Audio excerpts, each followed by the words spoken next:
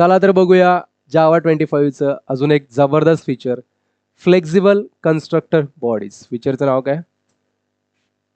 याच्यावरून तुम्हाला काही कळालं नसेल मला माहिती आहे, हे बघून याच्या नावावरून तर काही कळत नाही, काय आयडिया येत नाही, बट सांगतो मी डिटेलमध्ये.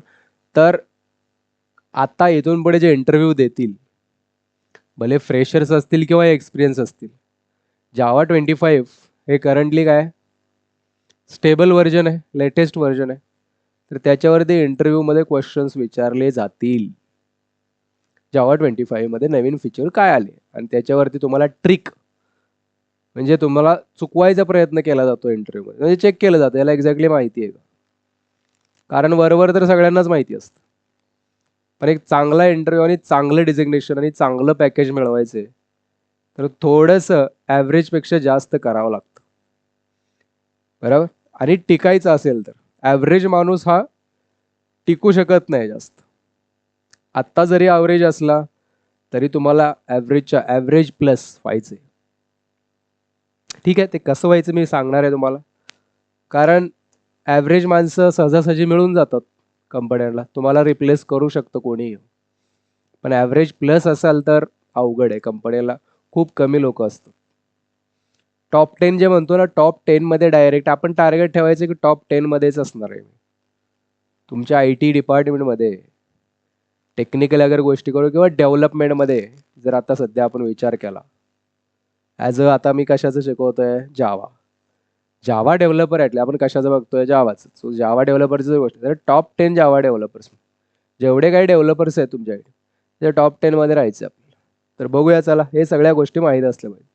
आणि सगळ्या गोष्टी नुसतं रट्टा मारायचं नाही, त्याला इम्प्लिमेंट करायचं, प्रॅक्टिकली करायचं आणि समजून घ्यायचं बेसिक काय असतं, कसा चालतात गोष्टी, नुसतं करायचंय नाही, बरोबर. म्हणजे इंटरव्ह्यूला प्रॉब्लेम काय होतो, मी काय बघितलंय कॅन्डिडेट्सचा प्रॉब्लेम, इंटरव्ह्यूला खूप लक्षात ठेवायचा प्रयत्न करतात ते, पण ते लगेच कळतं इंटरव्ह्यू घेताना. आता मला लगेच कळेल की बाबा तुम्ही इंटरव्ह्यूचं उत्तर देताना तुम्ही लक्षात ठेवून देताय की तुम्हाला खरंच माहिती आहे, बरोबर.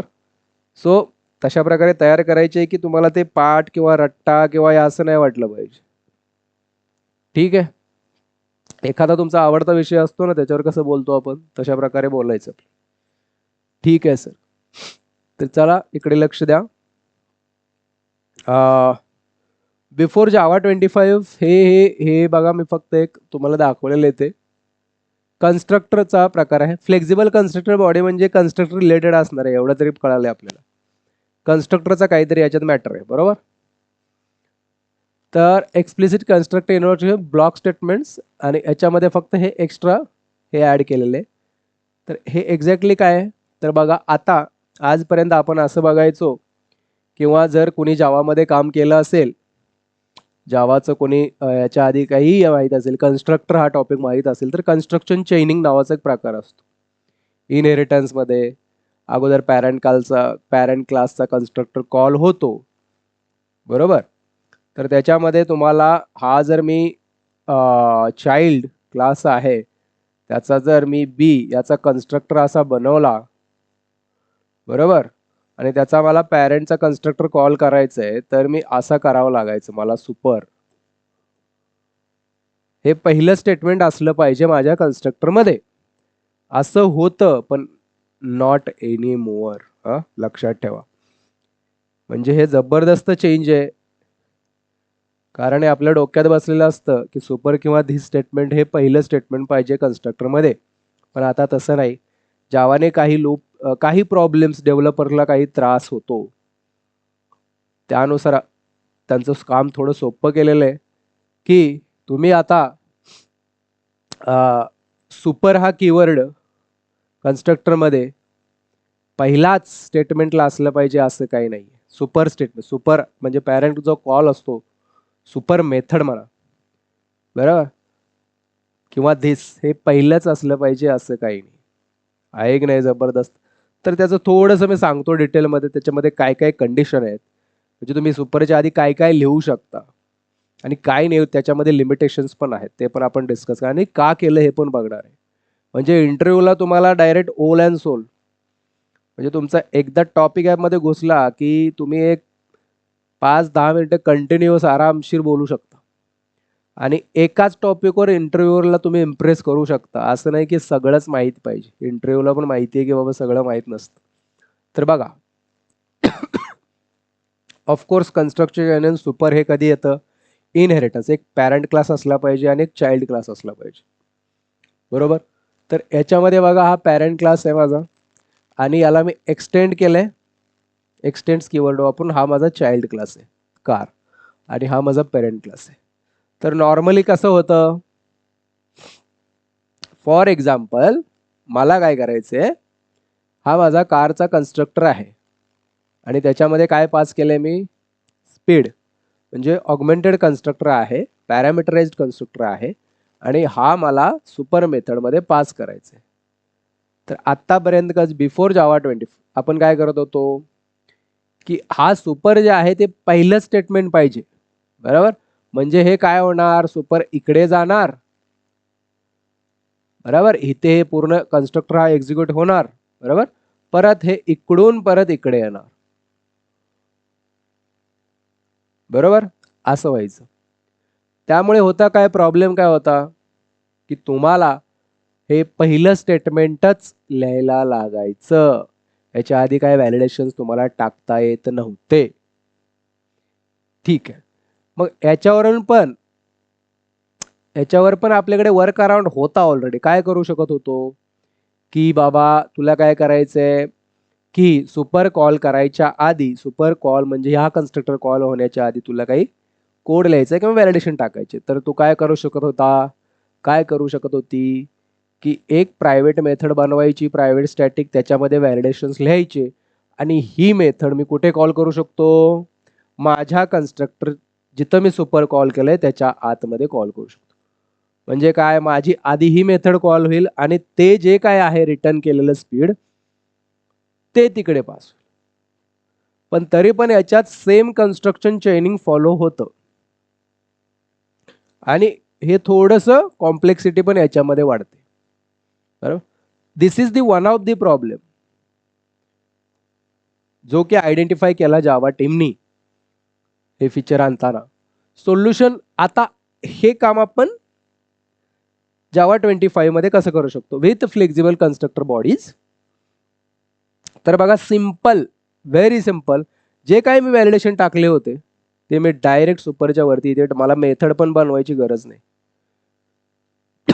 सुपरच्या वरती मी डायरेक्ट टाकलेत. सपोज स्पीड माझं लेस दॅन 0 आहे तर एक एक्सेप्शन थ्रो केलंय आणि ग्रेटर दॅन 200 असेल तर एक्सेप्शन थ्रो केले. म्हणजे एक्सेप्शन थ्रो केलं की कोड तिथे स्टॉप होतो, राईट. तर हे 2 पास झाले तरच माझा सुपर कॉल होतो आणि माझं पुढचं, म्हणजे मला सुपरच्या वरती पण मी स्टेटमेंट लिहू शकतो. हे आधी होत नव्हतं, कंपाईल टाइम एरर येत होती. तुम्ही आता हे करून बघा, जावा 21 घ्या, जावा 17 घ्या आणि त्याच्यामध्ये हे करा, कंपाईल टाइम एरर येणार. जावा 25 मध्ये करा, कंपाईल टाइम एरर येणार नाही. तर हा जो पार्ट आहे, कोणता पार्ट, सुपरच्या वरचा जो ब्लॉक आहे, ठीक आहे. आता तुम्ही म्हणाला काहीही लिहू शकतो का, नाही, याच्यामध्ये लिमिटेशन्स पण आहेत, मी सांगतो. सुपरच्या वरचा जो ब्लॉक आहे त्याला नाव दिलेलं आहे यांनी, prologue, code that runs before super or this. आता हे जे मी सांगतोय ते धिसला पण मॅटर, इथं तुमचा धिस कीवर्ड पण अगोदर पहिलं स्टेटमेंट असायचं, कारण धिसच्या आधी पण तुम्ही, धिस काय करतं, धिस काय करतं, सेम क्लासचा कन्स्ट्रक्टर कॉल करण्यासाठी आपण धिस वापरतो आणि पॅरेंट क्लासचा कन्स्ट्रक्टर कॉल करण्यासाठी सुपर वापरतो. ठीक आहे. आपण ऍक्च्युली याच्यामध्ये कन्स्ट्रक्टर वगैरे काय असतं हे बघत नाहीये, फक्त एक नवीन फीचर आलेलं तेवढंच डिस्कस करतोय आणि त्या रिलेटेड फक्त मी कन्स्ट्रक्टरचं सांगतोय तुम्हाला. ओके. तर ते प्रोलॉग, सुपर जे स्टेटमेंट आहे त्याच्या आधीचा जो कोड तुम्ही लिहिणार त्याला प्रोलॉग म्हणायचं आणि त्याच्यानंतर काय असणार, ऑफकोर्स सुपर किंवा धिस असणार त्याचा कॉल, आणि त्याच्या खालचा जो तुमचा स्टेटमेंट्स असतील, एक्झिक्युशन जे काय असेल त्याला एपिलॉग म्हणायचं. काय म्हणायचं, एपिलॉग. लक्षात ठेवा या टर्म्स महत्वाच्या आहेत इंटरव्ह्यूच्या दृष्टीने. प्रोलॉग, व्हॉट इज प्रोलॉग, ठीक आहे. कारण कसं आहे, आता उद्या जाऊन एखादा हायरिंग चालू आहे कंपनीमध्ये आणि त्यांचा प्रोजेक्ट त्यांना माहिती आहे आम्हाला नवीन प्रोजेक्ट बनवायचा आहे आणि तो जावा 25 मध्ये बनवायचा आहे. तर ते स्पेसिफिकली जावा 25 वरती इंटरव्ह्यू घेणार. बरोबर, त्यासाठी बनतोय मी. कारण जावा 25 मध्ये बनवू शकतात ना, कारण LTS व्हर्जन आहे, नवीन प्रोजेक्ट बनवू शकतात. ठीक आहे. आता लिमिटेशन जसं मी बोललो, तर बघा काय काय याच्यामध्ये काही लिमिटेशन मी तुम्हाला सांगतो. जसं की हा चाइल्ड क्लास आहे पेज, याचा चाइल्ड क्लास बुक आहे. त्याच्यामध्ये ऑलरेडी मी काय केलंय, सिस्टीम आउट डॉट हे धिस कॉल केलेलं याच्यात. बरोबर, तर हे चालत नाही, हे धिस इथे चालणार नाही, नॉट अलाउड. ठीक आहे, दिस इज नॉट अलाउड. म्हणजे काय, इम्प्लिसिट किंवा एक्सप्लिसिट, म्हणजे तुम्ही डायरेक्ट धिस केला किंवा धिस तिथे इनडायरेक्टली आहे, तर तेव्हा म्हणजे तुमच्या सुपरच्या वरती धिस कीवर्ड तुम्ही वापरू शकत नाही. बरोबर, कारण का, तुमचा पॅरेंट क्लास आधी कॉल झालेला नाही, त्याचा ऑब्जेक्ट तुम्ही सेट केलेला नाही, त्याच्या आधी तुम्ही हे करू शकत नाही. ठीक आहे. इम्प्लिसिट धिस, आता इथं मी धिस लिहिलेलं नाही, बट ऍक्च्युली तिथं धिस असतं, कंपायलर तिथं धिस टाकतो, धिस डॉट टायटल असतं ते, त्यामुळे हे पण स्टेटमेंट चालणार नाही सुपरच्या आधी याच्यावरती.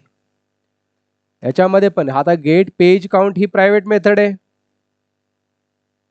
म्हणजे इथं पण धिस असतं, धिस डॉट पेज काउंट असतं. बरोबर, त्यामुळे हे पण चालणार नाही. हा टायटल जावा 25, आता टायटल मी आधी इनिशियलाइज केले का, नाही केलं, म्हणजे मी इथे याला व्हॅल्यू देऊ शकतो, फर्स्ट टाइम इनिशियलाइज करू शकतो मी, दिस इज ओके. त्याच्यानंतर पेजेस इज इक्वल टू 200, हे पण चालणार नाही, कारण का, ऑलरेडी इनिशियलाइज केलेलं आहे ते, ऑलरेडी इनिशियलाइज केलेलं आहे, परत त्याला इनिशियलाइज कन्स्ट्रक्शन मध्ये करता येणार नाही. तर या काही गोष्टी लक्षात ठेवा की असं असं आपल्याला चालणार नाही. तर इथून पुढं डोक्यातून काढून टाकायचं, जर जावा 25 आणि पुढे व्हर्जन यूज करत असाल तर आजपर्यंत असं होतंय, म्हणजे इयर्स 15-20 वर्ष काय होतं की सुपर किंवा धिस हे कन्स्ट्रक्ट मध्ये पहिलं स्टेटमेंट पाहिजे, बट ते आता नाही, जावा 25 मध्ये तसं कंपल्सरी नाही.